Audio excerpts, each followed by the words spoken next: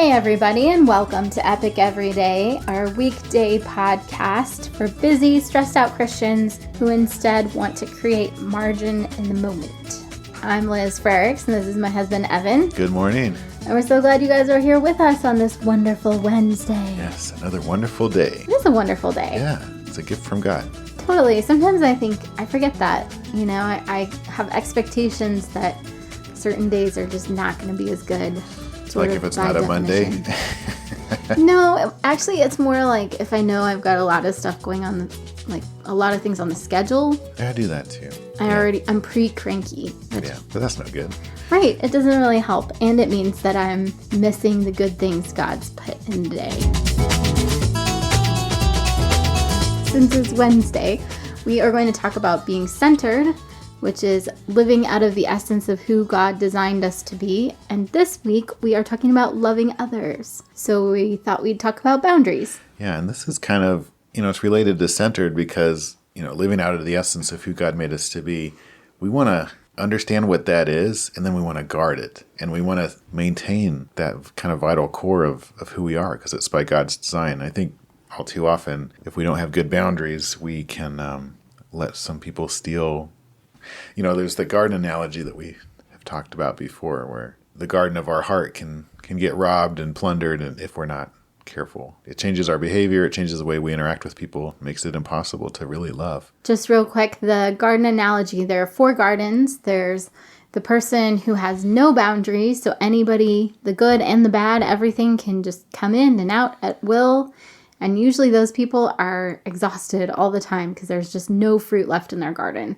There are the people who have a wall all the way around their garden and no way to get in. Yeah.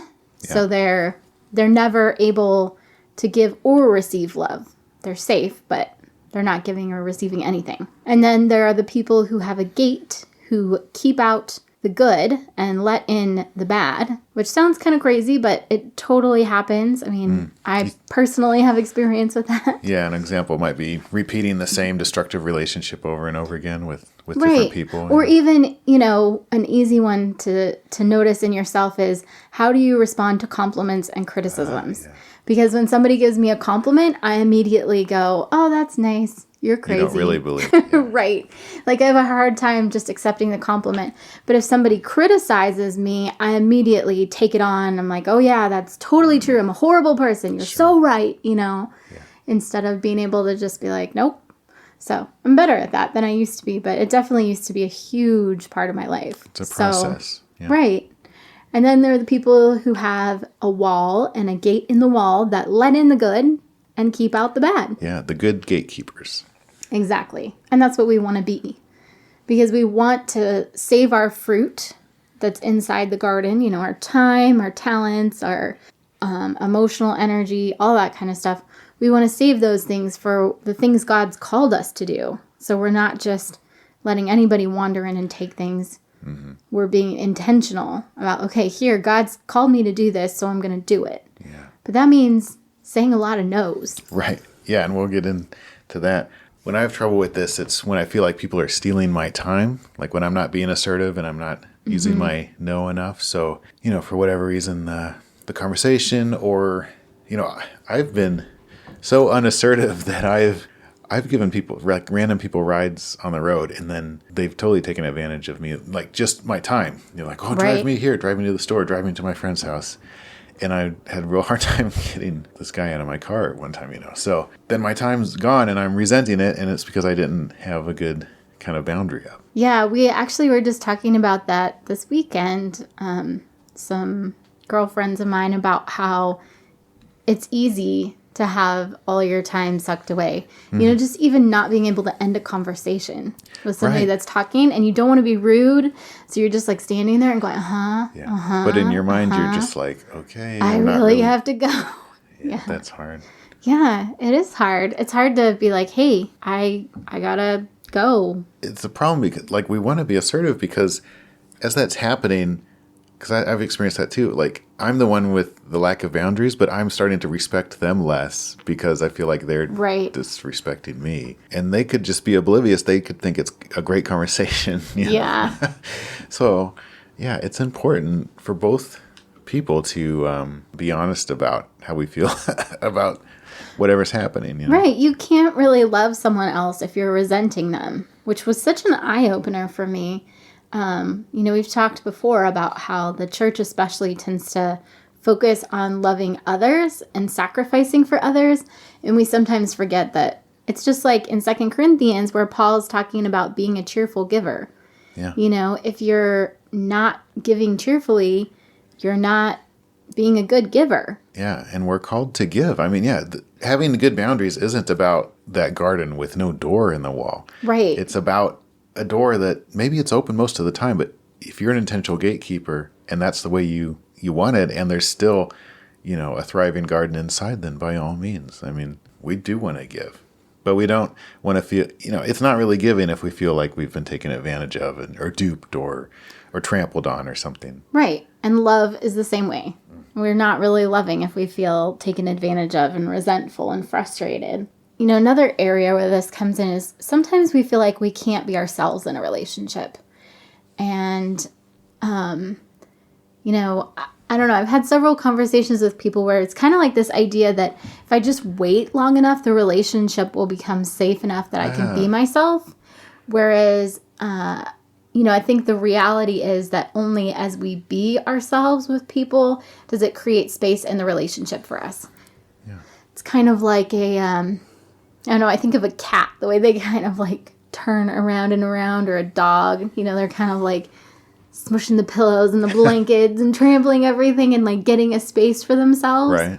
And if we don't do that in the relationship, we can wait forever. Yeah, and we're never going to have a safe place to be ourselves. Yeah. I don't think just Christians do that. I think just people do that. They think time for some reason is going to cause this or that to happen. Just the passing of time without any intentionality. Like, it takes time to be intentional, but just letting time go by, that's not going to heal all wounds. It's not going to make things better. Right. Yeah, it's a good thing to keep in mind. And I think another thing that amplifies love with good boundaries, / assertiveness is, I think at first, especially for someone who struggles with assertiveness, it feels like it's not very loving, but it actually amplifies love. Like when I can say with confidence, yes, like a resounding yes, I'd love to do that. And just as resounding no when it's not something that I can do right now, then that's an amazing way to care for people, because I could say no and then somebody else might have a resounding yes. But if they get a half, a lukewarm yes from me, then they're missing out on somebody else's wholehearted yes. Well, and I think we're so afraid of hurting other people's feelings that we actually, like you said, we're stealing the opportunity for them to have this really amazing yes from someone else with our inability to say no. Mm-hmm. Hurting their feelings, maybe it does hurt their feelings, but it's still better in the long run. I think, too, part of boundaries may be saying no, and if people can't respect your no, then putting down some stronger boundaries. Yeah, and, like with a lot of these things, it takes practice, too. I mean, maybe this is an intimidating idea, and you're like, well, how am I going to have boundaries with everybody and be more assertive? But maybe there's one or two people that you do have a really good relationship with, and you could be like, can I practice this on you? And that could be a really great experience. I've got friends like that where I've had experiences of, I don't know, if they know it's a thing, at first it's like, were you really okay with that? Like they're kind of checking up on me. But then after a while, it's come to a place where I'm just going to say yes or no and really mean it. And they're just fine with that, and it's a good place to be. I mean, if you have a friend that you can practice assertiveness with and it starts to actually work, the next phase then would be moving on to being assertive in the real world, out with, maybe strangers or people that you're less friendly with, or your family, maybe, those are stepping stones that can be traveled. It's a process and it can work. Yeah, I do love that boundaries are both like that you practice them and that they're progressive. I think sometimes too, when people are afraid of saying no, it's because they think that no means never. Because boundaries are progressive, there's a no, not right now. There's steps to get to no, never.